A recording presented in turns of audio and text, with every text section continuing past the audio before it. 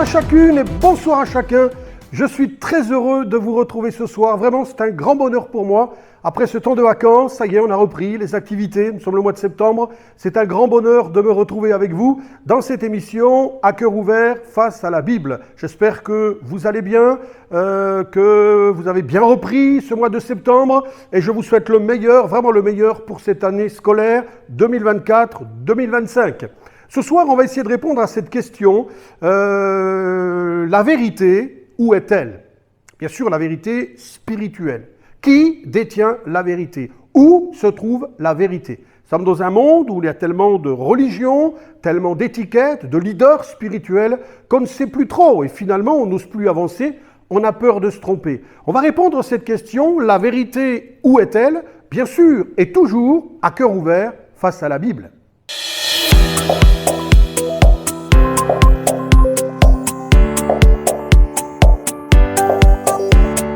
La vérité, où est-elle? La vérité, quelle est-elle? Voilà la question à laquelle nous allons essayer de répondre ce soir. Nous sommes dans un monde, il faut le reconnaître, dans le domaine spirituel, qui est perdu. On ne sait pas où est la vérité. On vous dira, tous les chemins mènent à Rome. Il y a d'innombrables religions, il y a d'innombrables leaders spirituels, de plus en plus de philosophies, même de gourous, et on ne sait plus trop, alors on n'ose pas mettre les pieds dans une de ces voies, de peur d'être lésé, de se tromper, et c'est bien normal. Ce qui m'intéresse, c'est ce que dit la Bible, parce que la Bible, c'est la parole de Dieu. Seule la Bible est la parole de Dieu. Et dans le Nouveau Testament, dans l'Évangile selon Jean, il est écrit au chapitre 10, et je voudrais vous le lire à partir du verset 11, Jean chapitre 10, verset 11, je lis, Jésus dit, « Je suis le bon berger. Le bon berger donne sa vie pour ses brebis. Mais le mercenaire qui n'est pas le berger et à qui n'appartiennent pas les brebis, voit venir le loup, abandonne les brebis et prend la fuite, et le loup les ravit et les disperse. Le mercenaire s'enfuit parce qu'il est mercenaire et qu'il ne se met point en peine des brebis. Je suis le bon berger. Je connais mes brebis et elles me connaissent. Et comme le Père me connaît, et comme je connais le Père, et je donne ma vie pour mes brebis, j'ai encore d'autres brebis qui ne sont pas de cette bergerie. Celles-là, il faut que je les amène. Elles entendront ma voix, et il y aura un seul troupeau et un seul berger. Le Père m'aime, parce que je donne ma vie afin de la reprendre. Personne ne me l'ôte, mais je la donne de moi-même. J'ai le pouvoir de donner, j'ai le pouvoir de reprendre. Tel est l'ordre que j'ai reçu de mon Père. Amen. Jésus dit, et voilà comment il se présente, « Je suis le bon berger ». Voilà comment Jésus se présente à l'être humain, comment il se présente ce soir à chacun d'entre nous, « Je suis le bon berger ». Et voilà comment les hommes devraient le recevoir. Nous devrions tous recevoir Jésus dans notre vie comme le bon berger. Et dans cette phrase, il y a deux mots importants, c'est le mot « bon » et c'est le mot « berger ». Il est le berger. Mais il dira, il dira pas « je suis un berger parmi tant d'autres ». Je suis un chemin parmi tant d'autres. Non, il dira « je suis le bon ». Et dans ce mot « bon », dans cette lecture, il y a deux sens. Il y a le mot « bon » dans le sens « je suis venu pour vous faire du bien », pour vous donner de bonnes choses. Le bon berger donne de bonnes choses. Mais il dira surtout, je suis le bon berger, dans le sens qu'il est le vrai berger. Il est le seul berger. Il est l'unique berger. Il est le seul chemin qui mène à Dieu. Comme 1 + 1 = 2, le seul chemin qui vous mènera au bonheur, à la paix, à la joie, à l'équilibre, et surtout dans une vie véritable et éternelle, il n'y en a pas 50. Le seul, c'est Jésus. Il se présente comme cela en tout cas. Je suis le bon berger. Je suis le vrai berger. Je suis l'unique berger et celui qui veut te donner de bonnes choses, celui qui t'aime par-dessus tout. Voilà comment il se présente. Nous sommes dans un monde où les hommes, les femmes, les jeunes hommes, les jeunes filles, même les enfants, ont soif de spirituel. Nous avons soif de Dieu. Et il y a quelque chose en nous qui aspire au spirituel. Et cela, c'est parce que Dieu l'a voulu. Il est dit dans la Bible, que Dieu a mis dans le cœur la pensée de l'éternité. Nous avons tous le désir, soif de choses spirituelles pour combler notre cœur. Alors, les hommes se sont donné une foule impressionnante, une foule incroyable et innombrable d'hommes religieux, de leaders spirituels, même dans le mouvement évangélique, hein, il y en a de plus en plus, même des gourous, de plus en plus de religions, de sectes, de mouvements plus ou moins obscurs, de philosophies quelconques. Tout cela, l'homme se les est donnés pour essayer de combler ce besoin de spirituel. Et on pense que ces choses sont les bonnes et que les pratiquer mettra la paix, la joie et nous donnera de l'assurance et surtout nous donnera quelque chose de bon pour ce moment qui viendra après la mort. J'aimerais vous dire que toutes ces religions, quelles qu'elles soient, tous ces leaders spirituels, même dans nos mouvements évangéliques, tous ceux qui se disent être des grands hommes de Dieu, tout cela c'est de la contrefaçon. Vous savez ce que c'est que la contrefaçon? Un jour, quelqu'un me disait, regardez mes belles baskets Nike. Puis elles sont magnifiques, elles ressemblent, mais il me disait, c'est des fausses, ce n'est pas des vraies. Je les ai commandées en Chine, alors il les a payées 4 fois moins cher, mais ce n'est pas les vraies. Pourtant, quand on les regarde, on croirait vraiment que ce sont des vraies baskets Nike. Mais c'est des fausses, ça s'appelle de la contrefaçon. Et malheureusement, notre monde est spirituel est plein de contrefaçons et ça ressemble au spirituel. On a l'impression que ça mène dans la bonne direction. Malheureusement, ça mène au chaos. Malheureusement, ça mène au désastre. Malheureusement, ça mène à la frustration. Malheureusement, ça mène à la déception et ça mène surtout à la mort et à la mort éternelle. Mais Jésus, dans ce récit, nous avons partagé ensemble, moi, je suis le bon berger. Jésus remet les pendules à l'heure. Il dit « je » en parlant de lui. Je suis. Il n'y a, mes amis, qu'un seul chemin. Il n'y a, mes amis, qu'un seul sauveur. Il n'y a qu'un seul berger. Il n'y a qu'une seule vérité sur cette terre. Que ça plaise ou que ça ne plaise pas, que ça révolte ou que ça ne révolte pas, que ça fasse sourire ou que ça fasse pleurer, la Bible dit qu'il n'y a qu'une seule vérité. Et cette vérité, c'est Jésus-Christ, le Fils de Dieu. Jésus le dira dans l'Évangile, toujours selon Jean, mais au chapitre 14 et au verset 6, il dira « Moi, Jésus, je suis le chemin, je suis la vérité, je suis la vie. » Et il ajoute « Nul ne vient au Père que par moi. » C'est le Seigneur qui le dit. Et le Seigneur est l'envoyé de Dieu.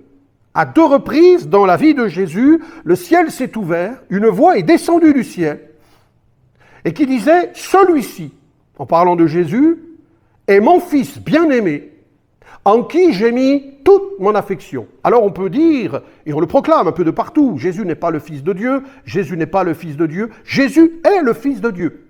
Il est l'envoyé de Dieu, il est venu pour être le véritable chemin, il est venu pour être la vérité, il est venu pour apporter la vie véritable et la vie éternelle. Oui, il met là les pendules à l'heure. Un peu plus loin, dans le livre des Actes des Apôtres, les hommes de Dieu diront « Il n'y a de salut en aucun autre, car il n'y a sous le ciel aucun autre nom, aucun autre qui ait été donné, parmi lequel nous devions être sauvés. » Et là encore, il est dit « Ce nom, c'est le nom de Jésus. Il est le seul. » Jésus est le seul qui conduit à Dieu. Jésus est le seul qui conduit à la vie véritable.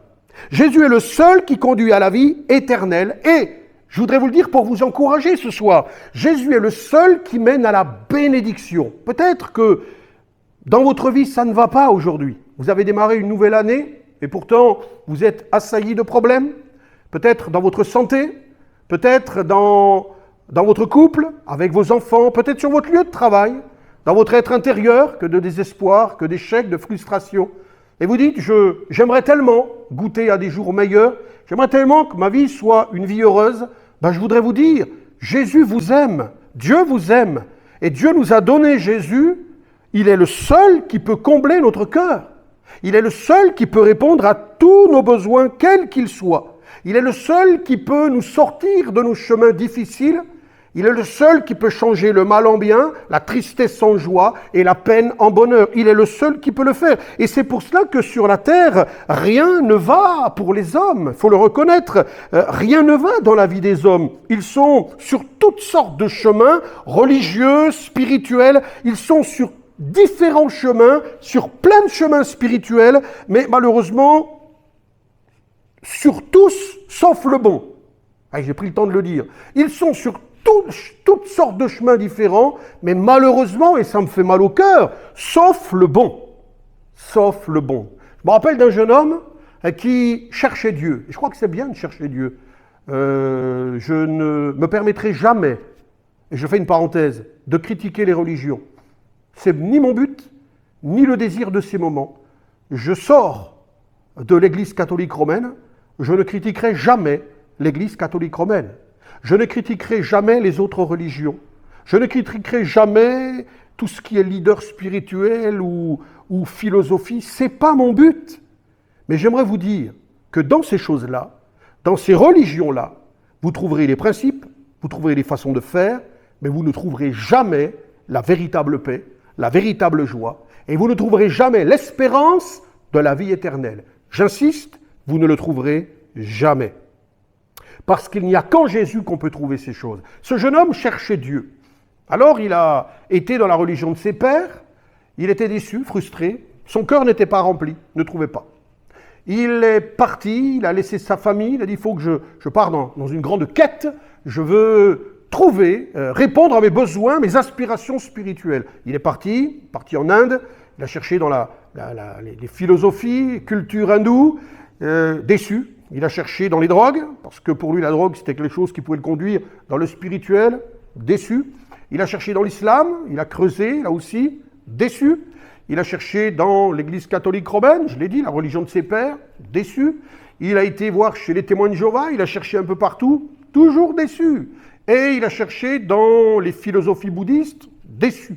Et c'est quelques 5-6 ans plus tard qu'il est rentré chez lui, déçu, frustré, sans avoir répondu à ce besoin spirituel. Et là, au bout de quelques semaines, alors qu'il n'avait pas de travail, ses parents lui ont dit « Tu serais sympathique de nous aider, de nettoyer le grenier qui en a un grand besoin. » Il est monté dans le grenier, a commencé à nettoyer, balayer, ranger, trier, et puis il est tombé sur un livre, un gros livre, qui s'appelle la Bible. Et il a été interpellé parce qu'il s'est dit « Tiens, j'ai été partout, j'ai mis les pieds partout, mais j'ai jamais pensé à lire la Bible. » Alors il s'est arrêté, il est assis sur une caisse, et puis il a commencé à lire la Bible dans le Nouveau Testament, l'histoire de Jésus. Il a continué le soir, le lendemain, et puis il a réussi à trouver une église, il est venu, il a écouté l'évangile, et il a dit « Ça y est, j'ai trouvé. Le bonheur dont j'ai besoin, c'est Jésus. La paix dont j'ai besoin, c'est Jésus. L'espérance dont j'ai besoin, c'est Jésus. La vérité que je cherchais se trouve en Jésus. » Personne ne lui a mis ça dans la tête. Personne ne l'a forcé à cela, parce qu'on force des fois les gens à recevoir une religion. Si on ne le fait pas, on les frappe, on les juge et des fois même on les tue.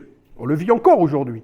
Lui non, personne ne l'a forcé. Il a lu la Bible et Dieu a parlé à son cœur. Et il a découvert l'amour de Dieu au travers de Jésus. Et il est devenu une nouvelle créature. Sa vie a complètement changé. Et il pouvait dire à tous ceux qu'il rencontrait, « J'ai trouvé la vérité. Je l'ai cherchée au bout du monde, elle était dans mon grenier. » C'est en lisant la Bible que j'ai rencontré l'Évangile.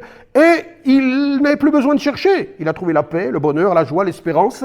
Et il sait qu'un jour, il rencontrera Dieu face à face. Voyez, c'est pour cela que le monde va si mal. Parce qu'on est sur différents chemins, mais tous ces chemins ne sont pas les bons. Ils viennent, et ils prient, ils font des œuvres, ils font des pratiques spirituelles.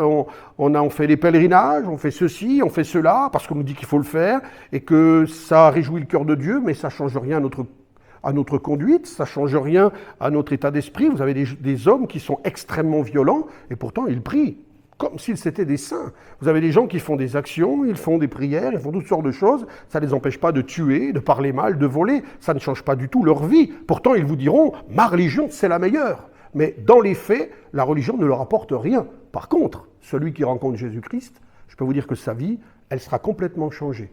Les sentiments de Dieu seront en lui. Il aura l'amour, la joie, la paix. Il ne sera pas là pour faire du mal, mais il cherchera le bien de son prochain. Il sera vraiment à la gloire de Dieu parce qu'il sera à la ressemblance de son Sauveur. Alors, ces gens qui sont sur tous ces chemins et qui pensent être dans la vérité me font penser à ces gens du temps d'Élie.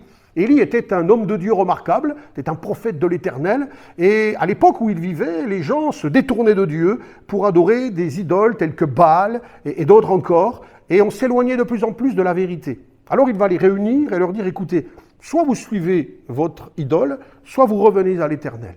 Et eux, ils pensaient que l'Éternel, c'était pas la vérité c'était les idoles. Comme aujourd'hui, on pense, on se moque de Jésus. Mais non, c'est pas la vérité c'est nous, la vérité c'est nous. Et cet homme de Dieu a dit, faites-vous un autel, mettez un animal et puis priez. Si le feu descend sur votre autel, c'est que votre Dieu, c'est le Dieu qui est vrai. Et puis moi, je ferai pareil de mon côté et on verra. Alors, ils font leur autel, ils prient, ils chantent, ils dansent, ils se font même se donnent des coups, mais rien n'y fait, les heures passent et rien n'y fait. Élie, de son côté, monte son autel, il va mettre un animal, il va mettre des pierres autour, il va creuser, il va jeter de l'eau une fois, 2 fois, 3 fois, et puis il va prier. Éternel, montre-leur que tu es la vérité.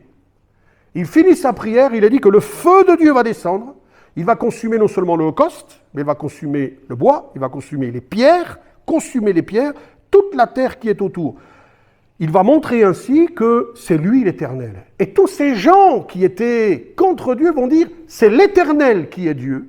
C'est l'Éternel qui est Dieu. Voyez-vous, au travers de la puissance divine, au travers de la puissance de Dieu, eh bien, Élie a prouvé que le bon chemin était celui de Dieu. Le bon chemin, c'était de suivre Dieu. Et tous ces gens diront, devant cette vision remarquable, c'est l'Éternel qui est Dieu, c'est l'Éternel qui est Dieu. J'aimerais vous dire, mes amis, que au travers de la vie de Jésus, et particulièrement de tous les miracles qu'il a opérés sur cette terre, Jésus a prouvé qu'il était bien non seulement le chemin, qu'il était bien la vérité, qu'il était bien la vie, mais qu'il était bien le Fils de Dieu, l'envoyé de Dieu, pour nous sauver de la mort et de la mort éternelle. Alors qu'il est devant un paralysé, il dira « Afin que vous sachiez que le Fils de l'homme a sur la terre le pouvoir de pardonner les péchés, je te le dis, lève-toi, prends ton lit et sois guéri, rentre chez toi.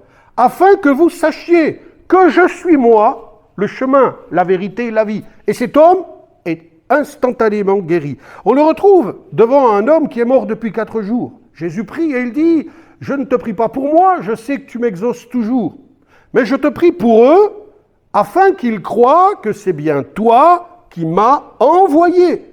Et là encore, il dit, afin qu'ils croient que c'est toi qui m'as envoyé. Gloire à Dieu. Et Lazare sort du tombeau après 4 jours. Vous pouvez le croire, ne pas le croire, c'est la Bible qui le dit, et la Bible, c'est la vérité. Gloire à Dieu. Il montre par là qu'il est bien l'envoyé de Dieu. Personne n'a fait de telles choses.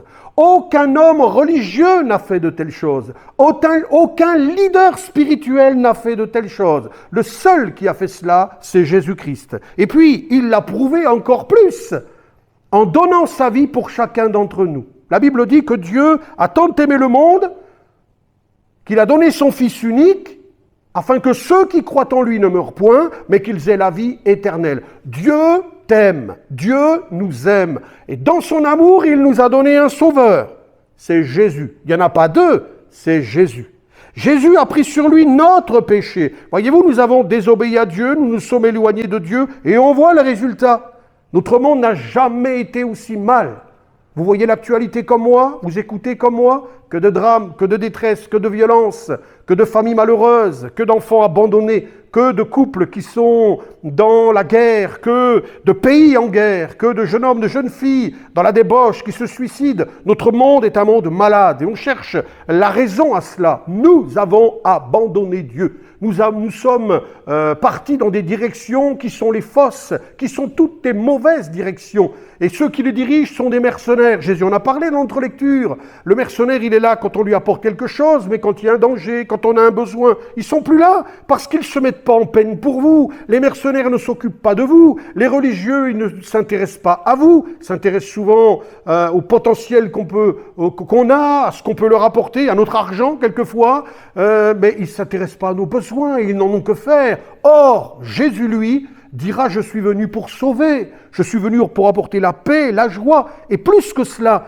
le péché nous conduit à la mort, et Jésus a décidé de prendre sur lui nos péchés et de mourir sur la croix. Il dira, le bon berger, il aime tellement ses brebis qu'il donne sa vie pour elles. Seul sur cette terre, Jésus a donné sa vie pour chacun d'entre nous. Dieu a tant aimé le monde qu'il a donné son Fils. Et Jésus s'est offert sur la croix. Sur la croix, il a pris mes péchés, il a pris tes péchés. Il a effacé cette souillure, ce rejet de Dieu. Il a effacé tout cela. Il a pris la condamnation. Nous étions condamnés à la vie éternelle. Il a pris cela. Il a subi les pires tortures. Il a été humilié physiquement, moralement, spirituellement, et il l'a fait par amour. Mais dites-moi, qui d'autre sur la terre a fait cela? Personne, seul Jésus-Christ. Et s'il vous manque une preuve supplémentaire, la Bible dit que Dieu prouve son amour envers nous, que lorsque nous étions encore des pécheurs, Christ est mort pour nous. Mais il est ressuscité. 3 jours après, il est ressuscité. Il n'y a que lui qui est ressuscité. Le seul tombeau qui est vide aujourd'hui, c'est le tombeau de Jésus-Christ.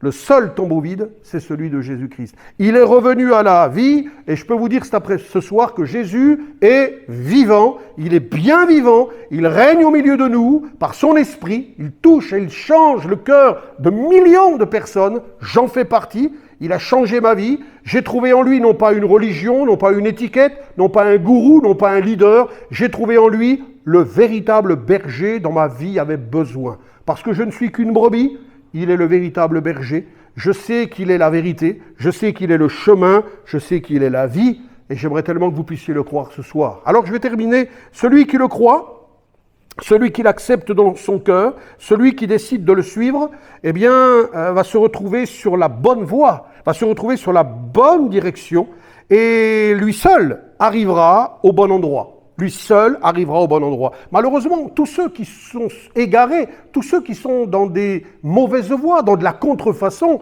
pourront dire « mais j'ai été pourtant sincère ». Oui, mais la sincérité ne sauve pas. Il faut être dans la bonne voie. La sincérité ne te sauvera jamais. On entend des fois dire « l'important c'est d'être sincère ». Ok, mais si tu t'es trompé de chemin, tu peux être sincère, t'es perdu quand même. Il faut être dans la bonne voie. La sincérité ne sauve pas. Et le seul chemin qui mène à Dieu, le seul chemin qui mène au bonheur, le seul chemin qui mène à la vie éternelle, c'est Jésus. Il est question d'un homme dans la Bible qui est un gardien de prison. Il est en train de se suicider parce qu'il a échoué dans sa tâche, parce que son cœur est vide.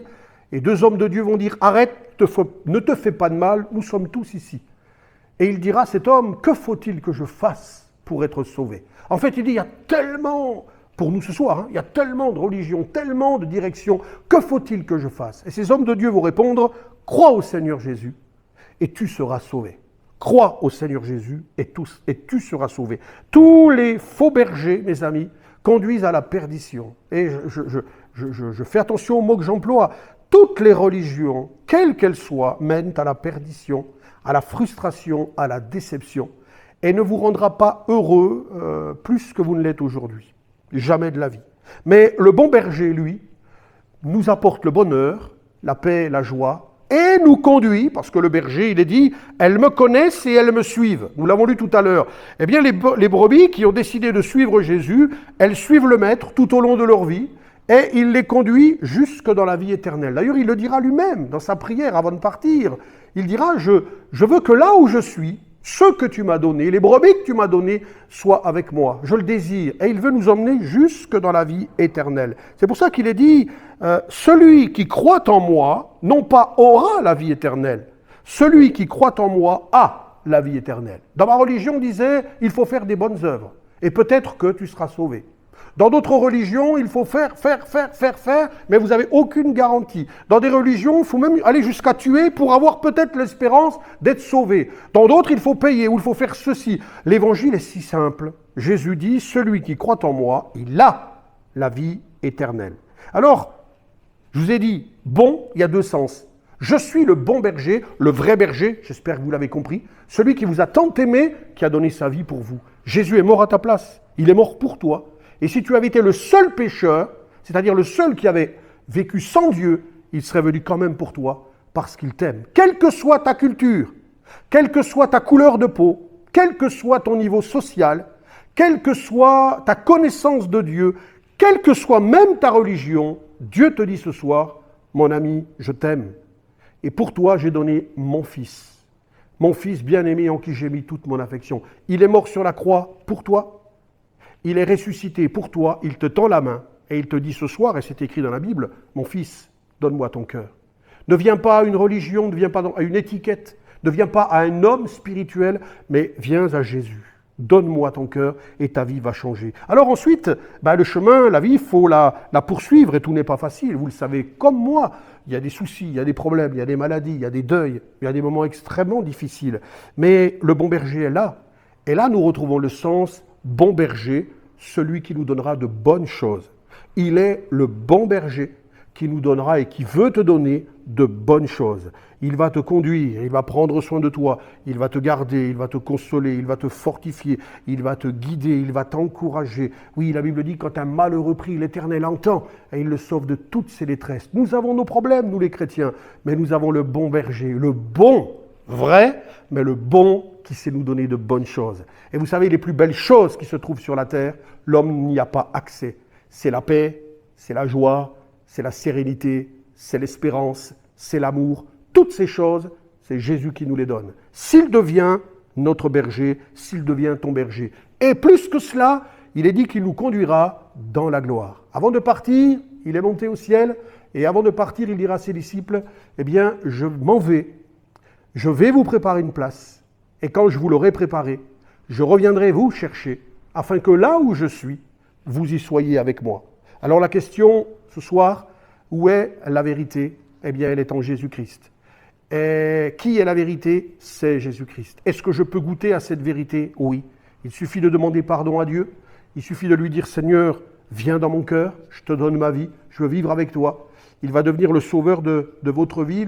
La Bible dit que le sang de Jésus va laver votre cœur, va vous transformer, vous purifier.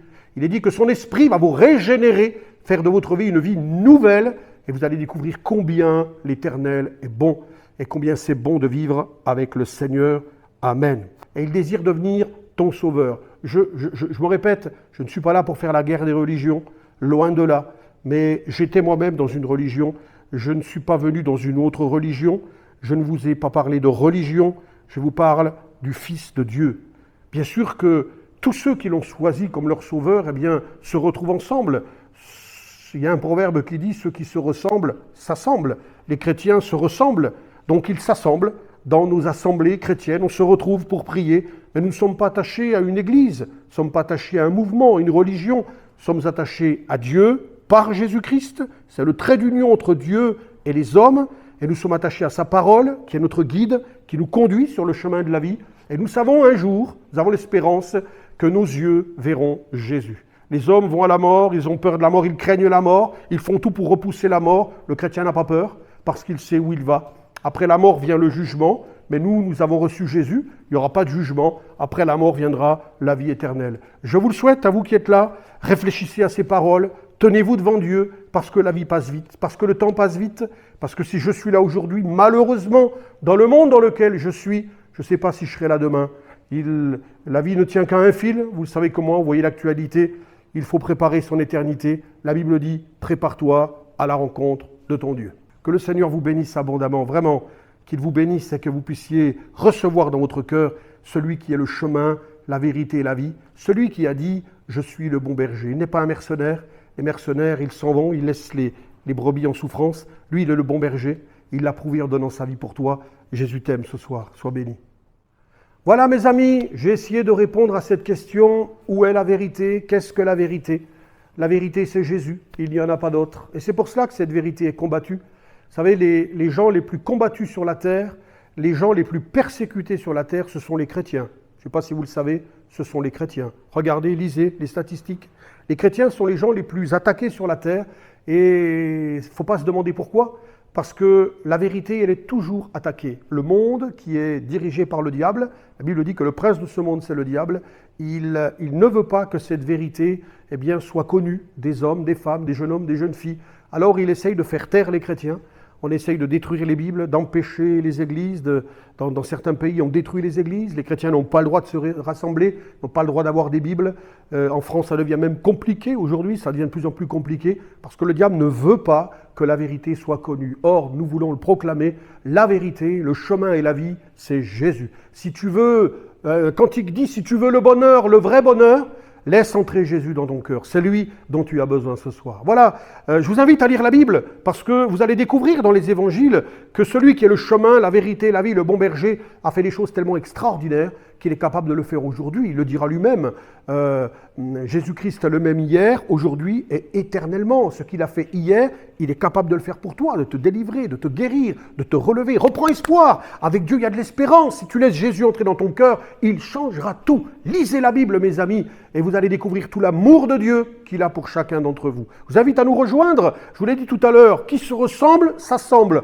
Nous, on aime se rassembler entre chrétiens. On aime chanter, prier, méditer la parole de Dieu, comme on l'a fait ce soir. Et puis, on prie pour vous aussi. On chante, on passe des moments bénis dans la présence de Dieu. Vous êtes les bienvenus dans notre assemblée, notre église évangélique au 77 boulevard de Pont-de-Vivo, dans le 10e arrondissement de Marseille. 77 boulevard de Pont-de-Vivo. On se retrouve tous les dimanches pour le culte à 9h30, l'après-midi pour une réunion comme celle-ci à 15h30, tous les mardis soirs à 19h et tous les vendredis soirs à 18h30. Une semaine, c'est la prière et une semaine, c'est l'étude biblique. Voilà, vous êtes les bienvenus. 77 boulevard de Pont-de-Vivo, tous les samedis, tous les 15 jours le samedi. Nous avons également une réunion de jeunesse à 17h. Vraiment, venez vous faire du bien.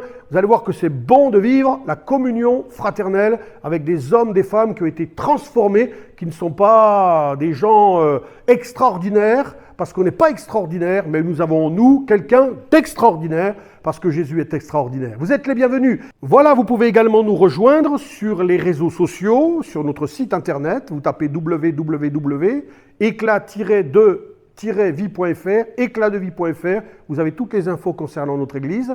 Et puis, si vous utilisez Facebook, vous tapez Le Rocher Solide ou alors Assemblée de Dieu de Marseille-Est, Assemblée de Dieu de Marseille-Est.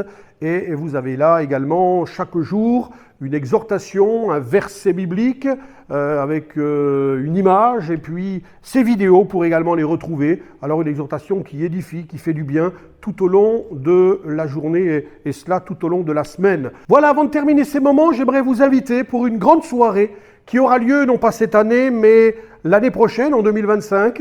Le 7 juin 2025, dans le cadre de notre fête de l'Évangile, dont je vous reparlerai dans quelques temps, nous aurons une grande soirée à la grande salle du Maeva, 590 avenue du Col de l'Ange, à Gémenos, à 19h, le 7 juin à 19h. Nous recevrons le scientifique et co-auteur du livre « Dieu, la science, l'épreuve ». Et il va exposer, mettre en avant l'existence de Dieu, ce Dieu qui est le créateur des cieux et de la terre, non pas par le hasard ou comme cela, c'est Dieu qui a créé. Mettra aussi en avant qu'il y a un début, donc il y aura une fin. Et puis ensuite, on aura la joie d'avoir avec nous le pasteur Jean Verdier qui ouvrira la parole de Dieu et qui nous invitera à découvrir l'amour de ce sauveur merveilleux. Et puis, on écoutera les chants, on aura la joie d'avoir avec nous Pat Berning et son groupe, et on vivra une soirée formidable avec Michel-Yves Bolloré, Jean Verdier et également Pat Berning. L'entrée, elle est gratuite, possibilité de se restaurer sur place, il n'y a pas de souci pour se garer, venez vous faire du bien, notez-le sur vos calendriers, c'est le samedi 7 juin 2025, 25 à 19h. On regarde la vidéo et on se retrouve juste après.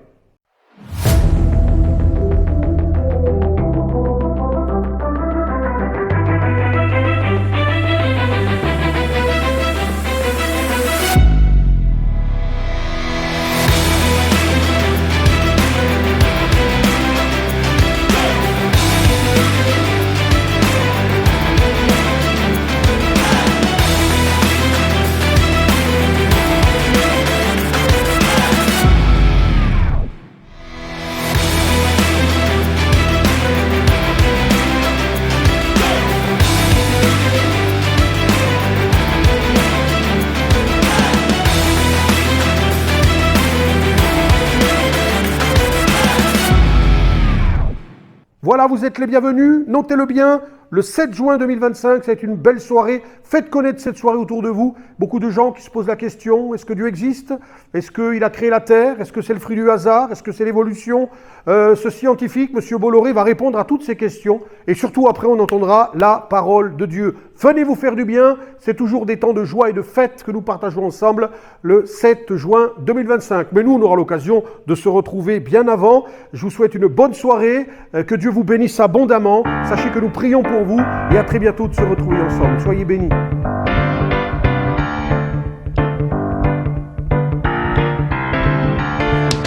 Jésus dit, je suis le chemin, la vérité, la vie. Jésus dit, je suis le chemin, la vérité, la vie. Nul ne vient au Père que par moi. Nul ne vient au Père que par moi. Jésus dit, je suis le chemin, la vérité, la vie. Jésus dit, je suis le chemin, la vérité, la vie.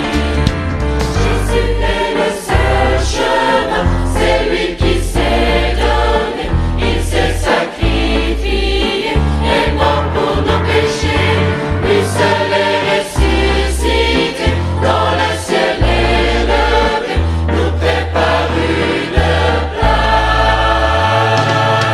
Jésus dit, je suis le chemin, la vérité, la vie. Jésus dit, je suis le chemin, la vérité, la vie. Ne me viens au Père que par moi. Ne me viens au Père que par moi.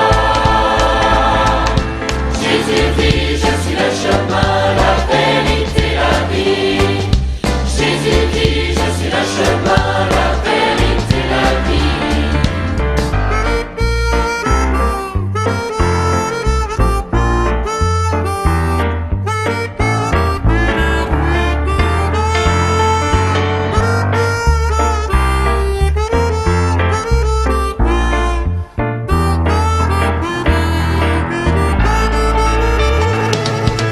Jésus dit, je suis le chemin, la vérité, la vie.